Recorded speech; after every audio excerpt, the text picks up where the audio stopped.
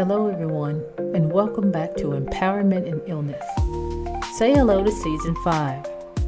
We're continuing with our second series, Mental Health and Emotional Wellness, and kicking it off with the first episode of the series, Coping with Chronic Pain and Mental Health.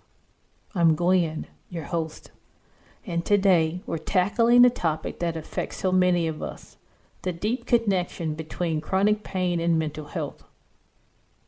Pain isn't just a physical experience. It weaves into our thoughts, emotions, and everyday interactions.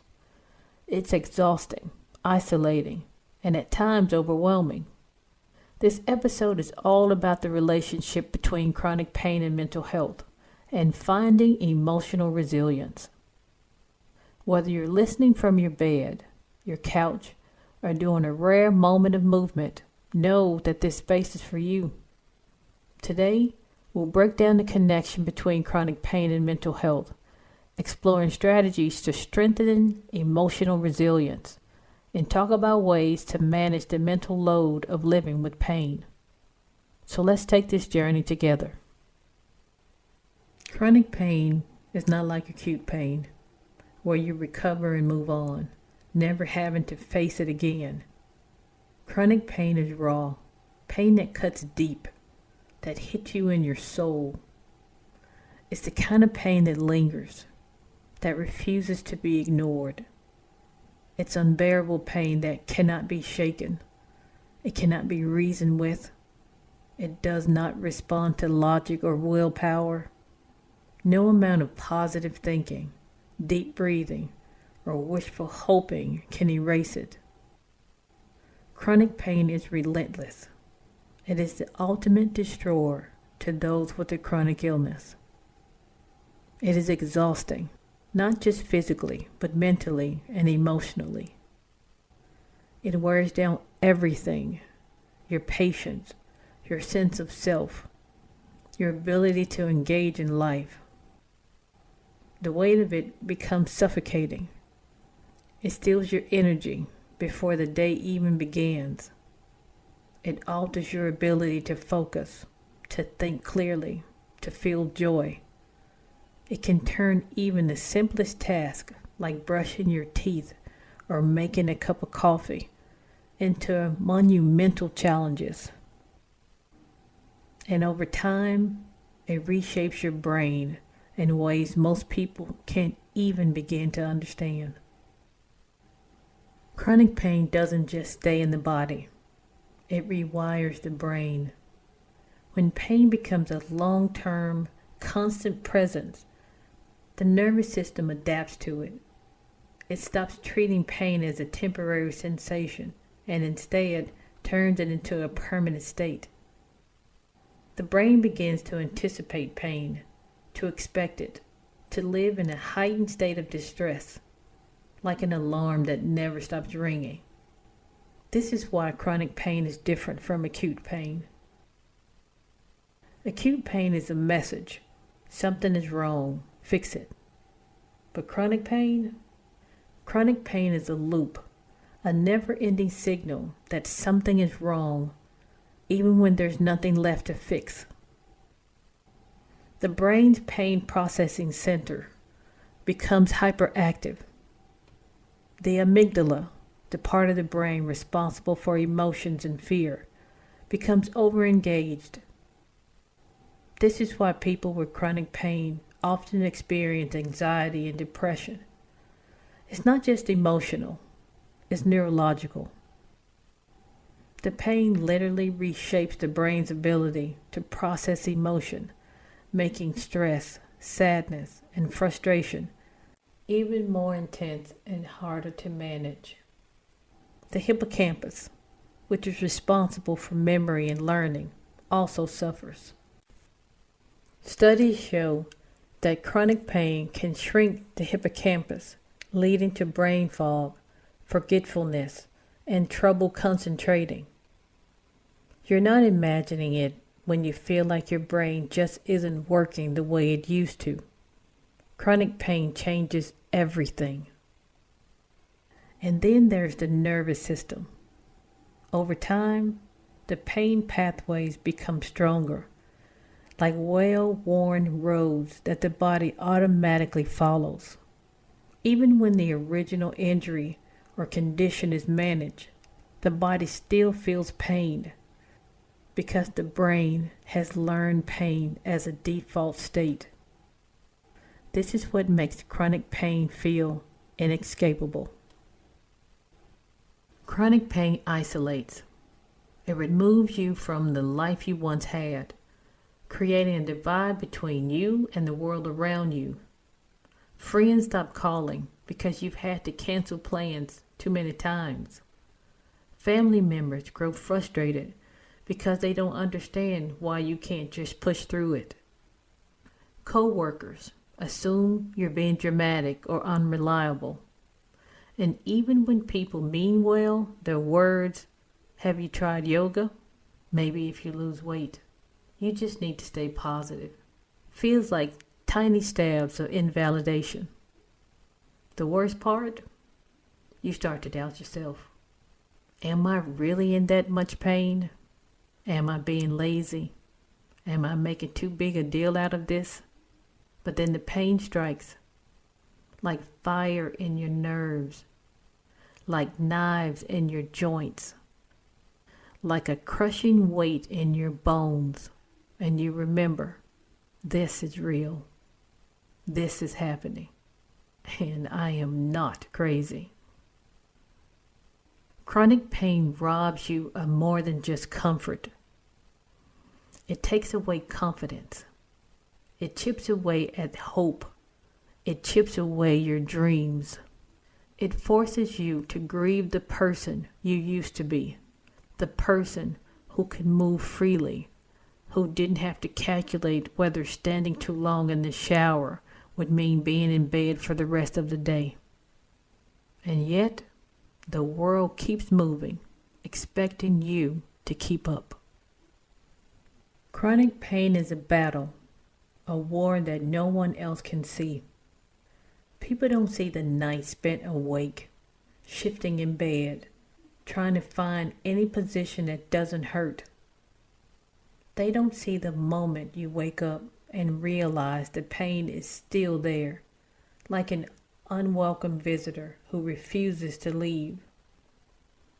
They don't see the mental gymnastics of weighing, should I take another painkiller? Or should I save it for later? What if it gets worse? They don't see the exhaustion of managing a body that never stops hurting. But just because they don't see it doesn't mean it isn't real. Your pain is real. Your struggles are real. And even if no one else understands it, I do, and the chronically ill community does too. This is not just physical suffering. It's about identity, survival, and resilience. Chronic pain forces you to fight battles you never asked for. Mental health has become a staple in our fabric today. It's no longer something we can afford to ignore or push aside. It is just as important as physical health. And for those of us in the chronically ill community, mental health isn't just important, it's everything. When you live with a chronic illness, your mental health is altered, compromised, and tested every single day. The moment you receive that diagnosis, something shifts inside of you. Maybe at first you try to stay positive. You tell yourself, I can manage this. I'll adjust. I'll be fine. But then reality sets in. The doctor visits become more frequent. The medication piles up. The fatigue becomes overwhelming. And the weight of doubt, uncertainty, and unreliable feelings start to show its ugly head.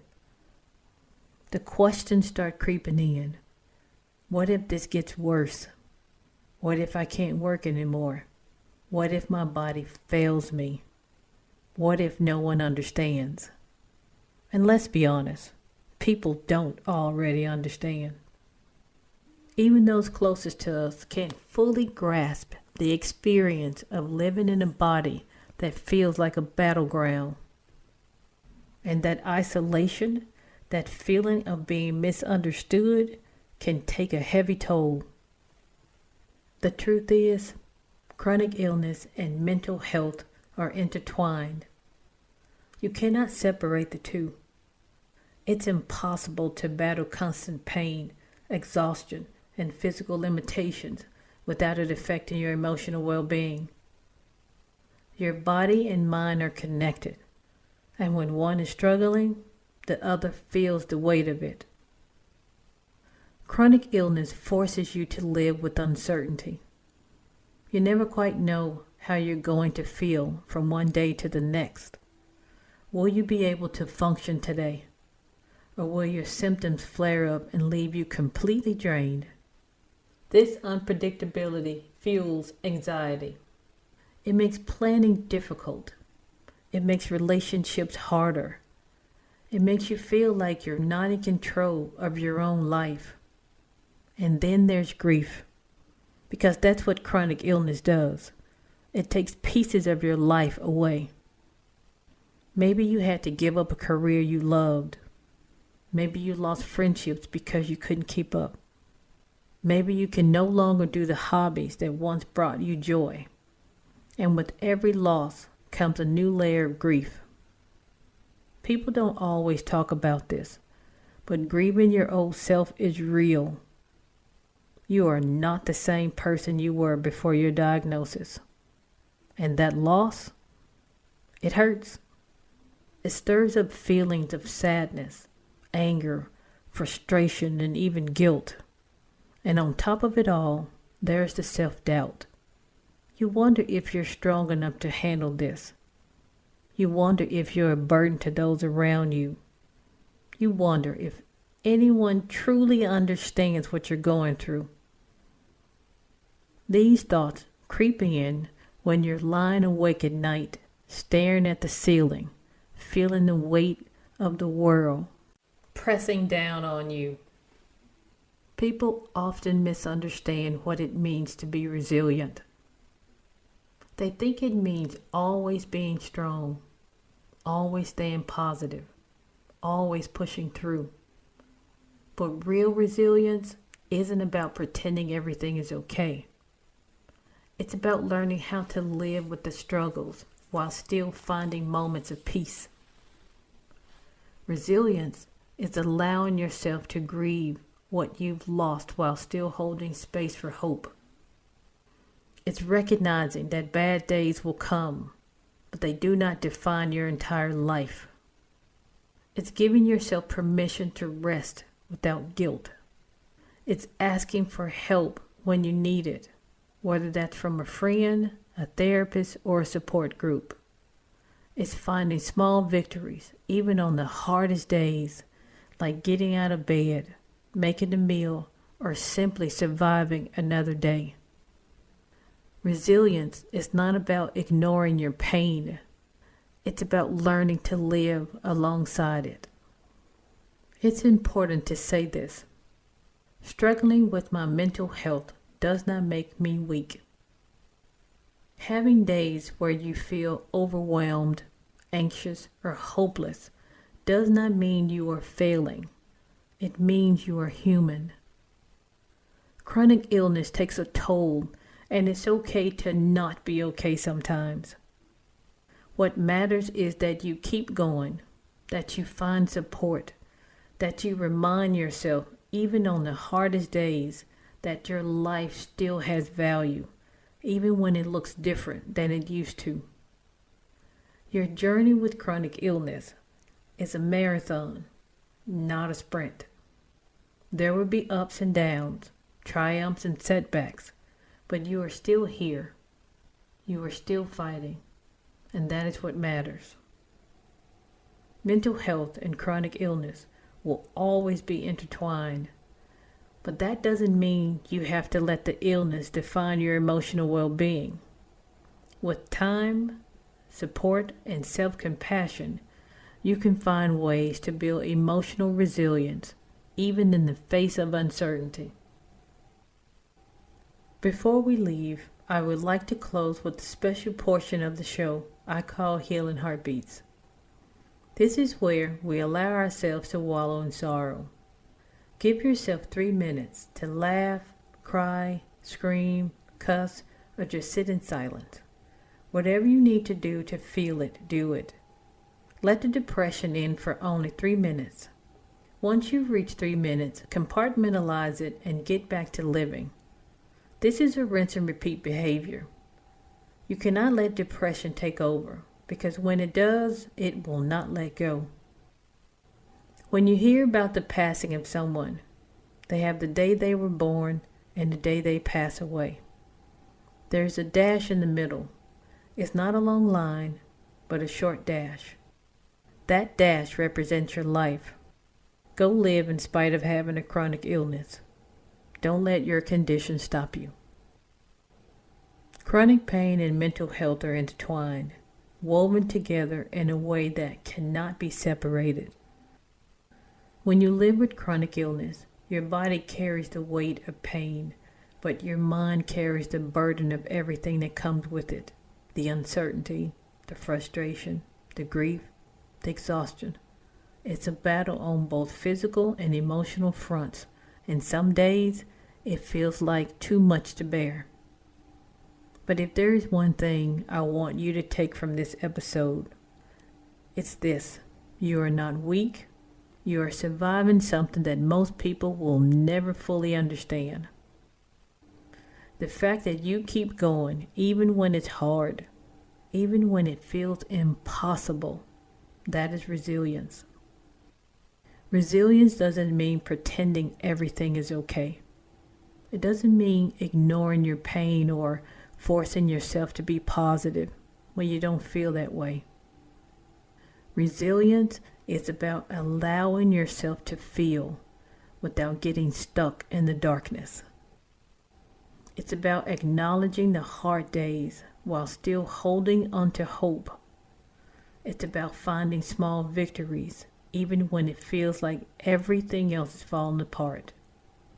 It's about giving yourself grace.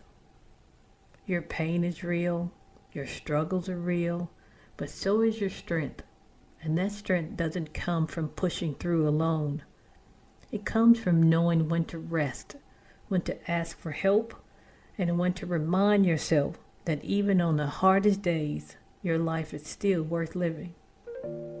Thank you for spending this day with me today. I'm so glad you are a part of the empowerment and illness community, and you are not alone in this journey. Strength grows where support thrives. Remember, you have the strength, the heart, and the support to continue your journey. Be safe.